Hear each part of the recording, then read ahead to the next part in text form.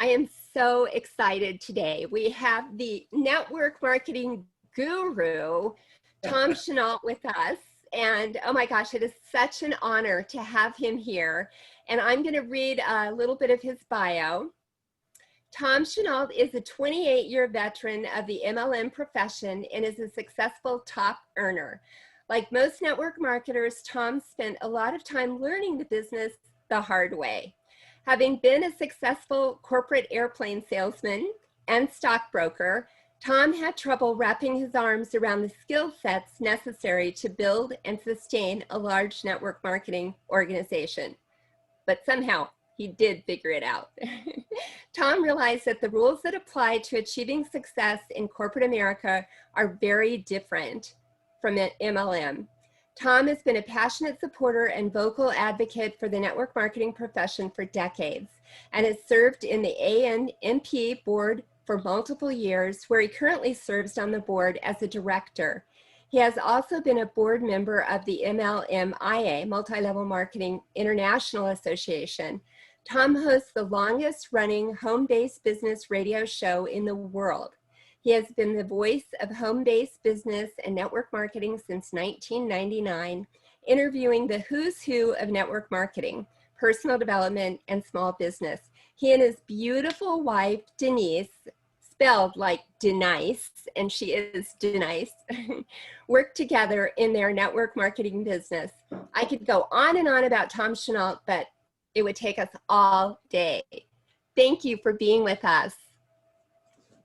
Thank you so much, man. Well, none of that's true, by the way. I mean, I have been unbelievably lucky in network marketing. It has, nothing, absolutely. I got in it to make a couple of bucks and get people off my back that I had to have a job. I never dreamt that God's plan to get me out of the airplane business and out of the stock business was so big. And I actually refused to let go of that rope. Called my resume, called all my stuff as a stockbroker, my supposed, and finally, and things kept going away, man. I had to go to rehab, all kinds of crazy stuff to get me to let go of the rope, but called my former life. And I finally let go of the rope, and I got sobriety. I got that woman named Denise. An unbelievable life, transforming other people in sobriety, in health, in business, and in life. And as usual, God's plan was 1,000 times better than my own. And here I am, a hot mess at age 69. Wow, you're a beautiful, handsome, hot mess. Well, tell us more. Tell us more about how you made that transition from the stock market and airplane sales. How did you get into network marketing? How were you introduced, and how did that happen? Like everybody, what we do is reinvent history to make ourselves the hero versus tell the truth. And this might be the first time in my life I've ever told the truth. But everybody wanted me, that's not true, but everybody wanted me to be a multi-level marketer because I had a lot of charisma and a lot of energy, so I was everybody's prospect. So as a result of that, I had told people that I would rather be a Martian than a multi-level marketer. And so if I had to choose between the two, I would have asked you what the weather was like on Mars. That's where I felt about it. Until there was absolutely no place else to go. And as I got sober, I got 2 DUIs and 2 disturbing the pieces in 1 month. I weighed about 400 pounds. I was purple, and no one wanted to take a chance on me. And in the stock brokerage business, I had done real well. And my last year as a broker, I made about $800,000, which is a lot of money. However, I spent over $1 million, so I was still broke, but I was on the skid row of success. And so it was horrible. And all of a sudden I found myself unemployed and no one would touch me. And I opened up a newspaper and out fell a piece of paper, and it said unlimited income opportunity, which I thought might be a little better than Taco Bell or McDonald's. It said no credit check, no background check, start immediately. And I said, I am home. And I called the guy on the phone, and he would not even tell me what it was. And I'm just grilling him. He lived right in my town because the piece of paper fell out, and he'd taken summoned all of his guts to grab that slip of paper into the newspaper. And I go, I'm in. What is it? He goes, it's multi-level marketing. I go, perfect. I want to join. He goes, I'll send you some information. I go, no, you won't. I'm coming to your house. So I went over to his house and I walk in the door and he had like 50 cats or something because it just smelled like cats and I couldn't even breathe. So I held my nose. I walked over. I signed up. I said, this is true, man. I can make as much money as this is all true. I can start today. I can get going. He said, yes, it's true. I said, fine. I'm in. I'm gone. So I signed up. I bought the 5 things that I needed to buy for $625. As I walked out the door, I said, where do I get more of these? He said, we'll cross that bridge when we get to it. Well, we crossed that bridge by the time I got home because I'd already sold all 5 packages because I'd written a check that wouldn't clear. I had to sell those. So that was my start. They told me to go sign up everybody in sight. I went and signed up everybody in sight.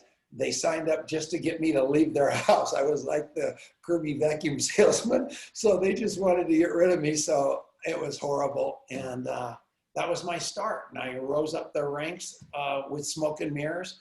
And as you can imagine, I crashed with smoke and mirrors because it was all a facade. And finally, a guy looked at me and said, Tom, you got great talent.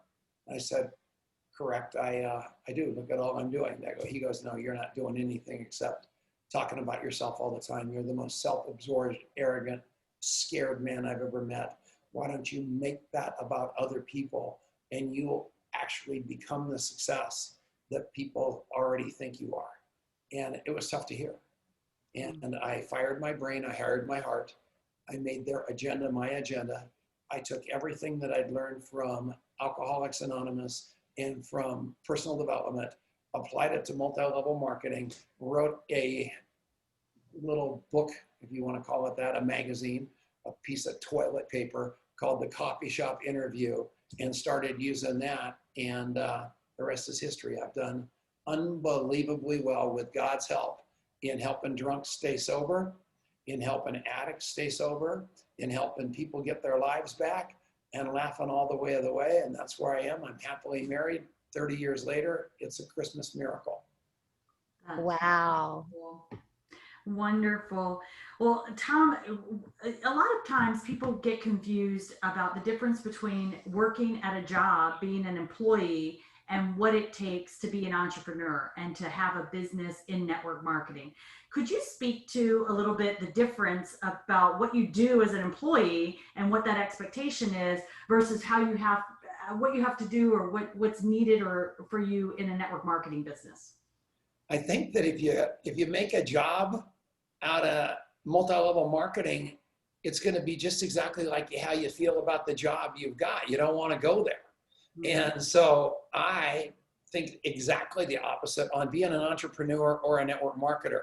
And I think that network marketing is the purest form of entrepreneurism on the planet. But some of you might think you want to figure out some widget or start a technology company and whatever that is. And I have nothing but respect for you because you're going to go all in on your idea, no matter what it is. And the trouble with network marketing is the cost of entry is so low, it's very difficult to have to go all in. And until you go, and if you want to make these things work, you got to go all in.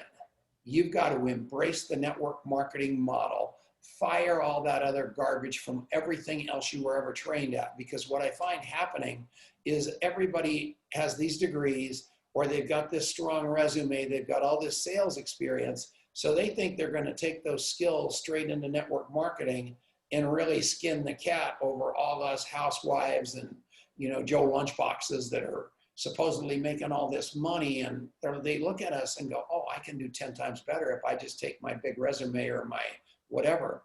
And they always fail because this business isn't about resumes. It isn't about college educations. It's not about anything except heart. And so what I work real hard at is getting people to understand what great possibility they could have for their life if they will just embrace the model instead of try to force their model into this great profession. Did that make sense? Yes. Oh, beautifully said. I love it. So what do you wish you had known when you first got started? how easy it was. How much work it is, but how easy it is. Because I was really trying to be a male version of Laura Evans, or a male version of Eugenine, or or Eric Worre, or Richard Brooke. I'm thinking of my mentors, or of Jordan Adler, of Ray Higdon. I wanted to be all those guys. And I was a terrible you and those guys. And I finally, when that guy said that to me, I finally looked within and said, you know what, Tom, you are awesome just the way you are. Why don't you work on being your best self? Those people have skills, and there's no question about it. Go learn their skills, which I did. Bob Crisp, I mean, all those people, I learned their skills. But I totally went to this incredible conversation called rigorous self-inquiry, just like I learned in AA. And I looked inside of me with love and compassion. And I started falling in love with me and getting rid of all that shame like Brene Brown talks about. And out came this incredible guy that I could fall back in love with, that I always knew was inside of me. And then I started sharing that with like-minded people. And all of a sudden I got to this place where I got this tribe now where we're all like-minded wizards that have each other's back. And we all created this safe place where we knew we could trust each other, we could love each other, we could believe in each other, and we were all in the same tribe, and that's where I am now. And I'm so happy, it's unbelievable. And I don't have to be anybody else. I don't have to reinvent, like I said at the beginning of the show, reinvent history to make myself the hero. Now I am what I am, you get what you get, and if you don't like me, that's unbelievably wonderful. You will someday or you won't. But you will never have me trying to tell you something I'm not. That's that simple. And that was my secret. And that's what I'm telling all you poor corporate America people who have been your resume, who've been your BMW, who've been your big job. And now you're out there on LinkedIn going, what are you going to do? What am I going to do? And I'm going to tell you, instead of look outward, look inward and say, what does your best self say you should do? And then go do that. And then we'll figure out a way to help you fund that through this great profession. That's what I think. Yeah, wow, that is powerful. That is powerful. Let's build off that for just a second, Tom. So if there is somebody considering the network marketing business and taking a look at it, and they've probably heard some different things, and maybe they aren't really sure whether it's right for them or not, is there advice that you would give them? What would you encourage what would you say to somebody that's considering getting involved in the business? Work it backwards. So I would tell them to do that. Say, get a piece of paper and say, okay, what do I want my life to look like in 10 years? And what am I willing to do? So that's going to be a number. That's going to be a lifestyle. That's going to be a feeling of contentment, whatever it is. And work it backwards and say, okay, how do I get there from here? Because they never tell us that. When we're in 7th grade, go to college. When we're in 12th grade, go to college. So then we go to college not having any idea what we want to be when we grow up. We get an absolute useless degree. We get a job doing something that we don't want to do. We're watching our dreams and our passion fade into oblivion while we're in this cubicle. And then we look back after 20 years going, what happened? And so I think what happened in COVID and everything else has given everybody a chance for that rigorous self-inquiry, that big reflection. What do I really want? And I, at age 69, have just gone through that same conversation with myself. What do I really want? And what Tom Chenault wants, I'll tell you my 3 things. I want to help people stay sober. That's number 1. That's my passion. My job, I don't want to lose this job that I've got called network marketing. That is what has given me my life. I'm not going to ever retire or change a thing. And the 3rd thing is my legacy, which is this company called Contact Mapping that I've got, where instead of teaching people to look at everybody like prospects and that nauseating 3-foot rule that everybody talks about, I say, let's look at people as a human being. Let's find out what moves them, Let's drop them right where they said they wanted to be versus where my agenda and my interviewing them with my eyes took me.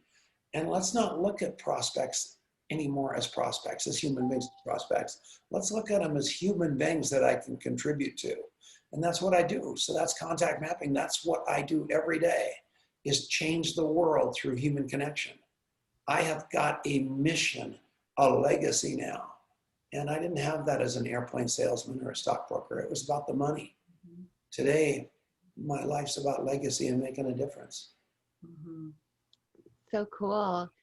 This is not a question I planned to ask, but you've talked about AA so much.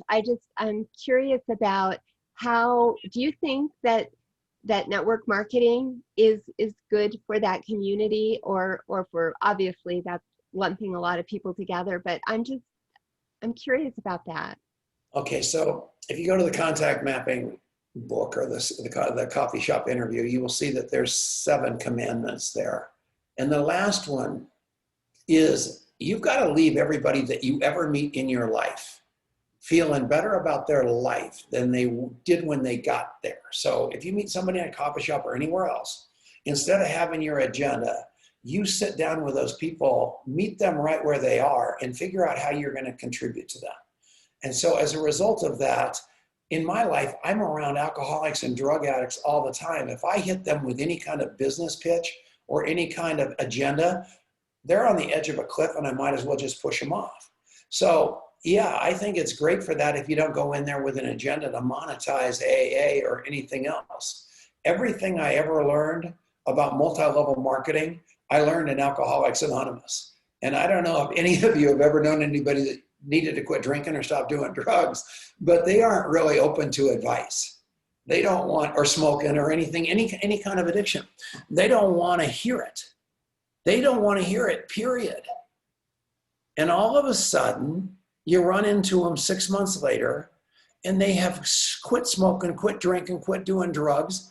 And you're going, how? And they said, I met this guy, and then I went to AA, and the next thing I know, I'm in these meetings every day. We go every day. We read. That was a computer that I just knocked off the table. We read the 164 pages of this book that I've been reading every day for 32 years straight, and we talk about it. And I go, holy mackerel. They go, holy mackerel. And all of a sudden you see that the philosophy and the principles of AA are exactly the same thing. You go in there, you go to the meeting, you walk in the door, you hate everybody because you hate yourself so bad. You're looking around expecting to see winos laying on the floor with bottles on them. It's not, it's normal people just like you and I. We're sitting there for an hour. They say, okay, how do we stay sober? We read this book, we get a sponsor, we come to meetings every day. And I said, I can't do that. I'm a busy guy. And they said, go get drunk. So I went and got drunk again. And I crawled back in. I said, I'll come every day. Then I said, what else do I do? They said, read this book. And I said, oh man, I glanced at it. I said, I read it. And they said, no, you got to read it with a sponsor. I go, what's a sponsor? Somebody that you're going to really, really tell your secrets to. That ain't happening. I went out, I got drunk. I strayed away from the center line. All of a sudden I come crawling back. And I said, okay, I'll read the book. So I read the book, got the sponsor, did the steps. All of a sudden I go, when's graduation day? And they go, never. I go, well, what do I do now? They said, come back tomorrow. Then I said, what else? And they said, go help other people. Same thing as multi-level marketing. You ever try to talk somebody into multi-level marketing that didn't want to be in it? You can't. Right. They got to have the gift of desperation, just like the alcoholics. All network marketing is Alcoholics Anonymous with a compensation plan tied to it. It's exactly the same thing. It's a culture. I walk into AA. I went to an AA meeting this morning. I go every day of my life, 32 years. Do the math on that. So I went to the meeting this morning. Why? Because I felt safe. I can trust those people. I think those people love me, and they're my tribe. Same thing I talked about with my network marketing group. Same thing I talked about with contact mapping. All I did was bring it home. Same deal. God gave me, and can I say one more thing? Yeah. I got so lucky because I got sober before I got into multi-level marketing. Because what happened then was, and I didn't even realize it because I went out there and tried to be Eric and everybody else and learn those skills. And I was such a terrible, terrible person at that until I realized that I'd already learned the most important part, which was heart in AA and in personal development. So when I finally realized that, I made my life's work to show people that that side of the equation is far more important than all the skills. The skills are just mechanical. You can learn those. This heart stuff is from God. And you got to really, really open up to be able to do that. And that's why women are so unbelievably good at network marketing, because they're heart and soul centered. Us men have to unlearn it. You've got it intuitively. People out there, us men trying to tell you guys to unlearn it so you can be more type A growlers. No, no, no, don't you do that. I got to be more like you. Wow, beautiful. So, okay, for a closing question, what do you think is the most important factor or the most important trait? What is it that separates those who are successful in this business from those who are not? If you don't like people, don't fake it. Everybody knows it. If you're not willing to go so deep with people that they sense that your eyes are popping open at 2 o'clock in the morning thinking about their problems, if you're not willing to go that deep with people, you're not going to make it in this business. This business is hard because you got to get out of your own head and into their hearts. And most people can't make that shift. They all want to figure out a trick. And there are no tricks. The trick, if there is one, is fire in your brain and hire in your heart. I love that phrase. I love that. Okay, so here's my promise to both of you. After we get off of this, send me a text message with your size, and I'll send you a t-shirt that says that. Yay! Tom, that's wonderful. This t-shirt. This t-shirt's pretty cool. I know. I love that t-shirt. Love like send me your. I have 2 t-shirts. Only 2. One says fire your brain, hire your heart, and the other one says love like crazy, then love more. And you 2 are so spectacular. I'm sending you both plus your daughter all 2 t-shirts. Yay! Thank you so much. Oh, I'm so excited. And we'll take a picture of it doing our podcast and show you.